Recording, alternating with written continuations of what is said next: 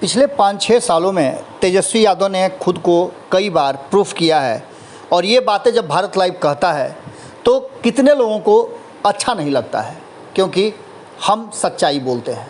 हमने ये भी बताया था कि नीतीश कुमार के सामने तेजस्वी यादव अभी बहुत बच्चे हैं, उन्हें राजनीति का अभी बहुत गुण और गुर दोनों सीखना है। हालांकि तेजस्वी यादव के गुरु नीतीश कुमार भी हैं। जहां लालू प्रसाद के सानिध्य में रहकर उन्होंने राजनीति की ककहरा सीखा, वहीं नीतीश कुमार ने असल में उन्हें राजनीति के गुर सिखाए हैं और उन्हीं के साथ अब उनका सामना सामनी हो रहा है। इन सारी बातों को लेकर के तेजस्वी यादव बहुत ही संयमित ढंग से अपनी राजनीतिक यात्रा को तय कर रहे हैं। आपको बता दें कि 2 महीना से भी अधिक समय से जब कोरोना काल में वो दिल्ली में थे, उसके बाद पटना लौट करके आए और उन्होंने तब, जबकि नीतीश कुमार पटना में नहीं थे, एक बयान दिया जिस बयान ने मजबूर कर दिया सभी सत्ता में बैठे लोगों को बयान देने के लिए। और बयान आए भी, उसके प्रतिक्रियाएं भी आई और उस पर अब काम भी शुरू हो चुका है। भारतीय जनता पार्टी को ऐसा लग रहा है कि कहीं ऐसा ना हो कि तेजस्वी यादव की बातें सच हो और नीतीश कुमार कोई बड़ा स्टेप उठा लें। इन सब बातों को हमने खबरों के माध्यम से आपको बताया कि भारतीय जनता पार्टी ने किस तरह से बुला करके स्क्रू टाइट किया है जीतन राम मांझी और उनके पुत्र संतोष मांझी का। इन सारी बातों को लेकर के हमने आपको खबरों के माध्यम से ये भी बताया था कि तेजस्वी यादव ने, जबकि तीसरे मोर्चे की कवायद चल रही थी, उससे अपने आप को अभी दूर रखा है।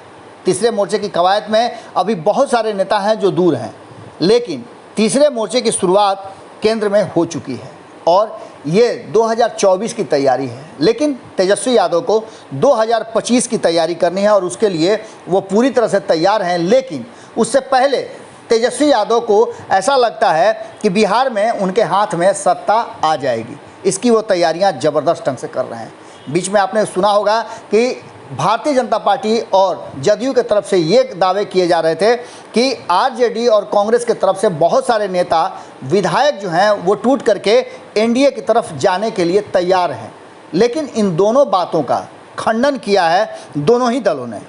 अब आपको बता दें कि तेजस्वी यादव ने तीसरे मोर्चे की कवायद कर रहे लोगों को एक बड़ा संदेश दिया है। इतना ही नहीं, उन्होंने ये संदेश तो उत्तर प्रदेश चुनाव से पहले दिया है, जिसको लेकर के तीसरे मोर्चे की कवायद शुरू हो गई है। और इस कवायद में कहा जा रहा है कि तीसरे मोर्चे में ये सारे लोग होंगे जो भारतीय जनता पार्टी और एनडीए से अलग हैं।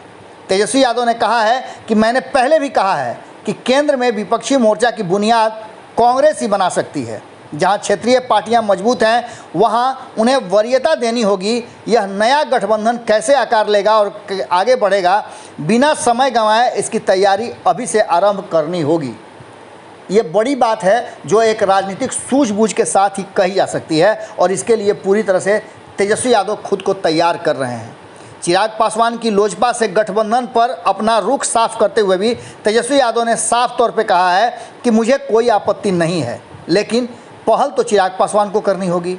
बिहार विधानसभा चुनाव में चिराग के जदयू विरोधी रुख से राजद को लाभ होने के सवाल पर उन्होंने कहा कि राजद की सीटें इसलिए ज़्यादा नहीं आई कि चिराग पासवान ने मदद की, बल्कि उन्होंने कहा कि प्रत्याशी और बिहार की जनता का मूड था कि वो परिवर्तन करे और परिवर्तन के लिए वोट किए गए हैं।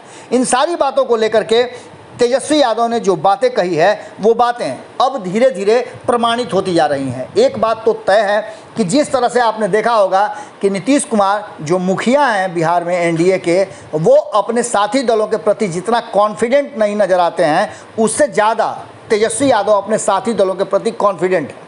उन्होंने खुल करके अपने सहयोगी वाम दल और कांग्रेस का पक्ष लिया है और ये कहा है कि उनके बिना तीसरे मोर्चे की कवायद बिल्कुल बेमानी है। अब इन सारी बातों के साथ तेजस्वी यादव धीरे धीरे अपने राजनीतिक यात्रा की तरफ बढ़ रहे हैं, जो कहीं ना कहीं नीतीश कुमार को परेशान कर रहा है और भारतीय जनता पार्टी को अपना मन मिजाज बदलने के लिए मजबूर कर रहा है। क्या होगा ये तो भविष्य के गर्भ में है, लेकिन इतना तय मान के चलिए कि तेजस्वी यादव ने जो पासा फेंका है वो ठीक जा कर के, जो गुच्ची होता है ना, कभी आपने बचपन में अगर गोली खेला होगा तो एक गुच्ची खोना जाता है और उसमें जा कर के वो गोली को पिलाया जाता है। उसी तरह से एकदम सही निशाने पर उन्होंने रख दिया है। आप गोल्फ ही खेलते होंगे, गोल्फ में भी आपने देखा होगा कि स्टिक से जब बॉल को मारा जाता है तो उसका लक्ष्य जो है वो गोल छेद ही होता है। ऐसा ही कुछ तेजस्वी यादव ने कर दिया है और इसके असर अब देखने को आपको आने वाली राजनीति में मिलेंगे। जुड़े रहिएगा भारत लाइव के साथ।